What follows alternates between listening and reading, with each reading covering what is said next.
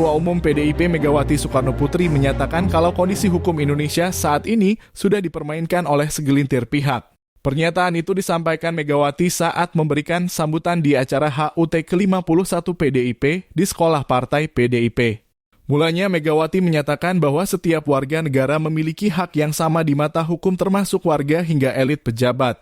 Namun kondisinya, kata dia, saat ini hukum sudah mulai dipermainkan.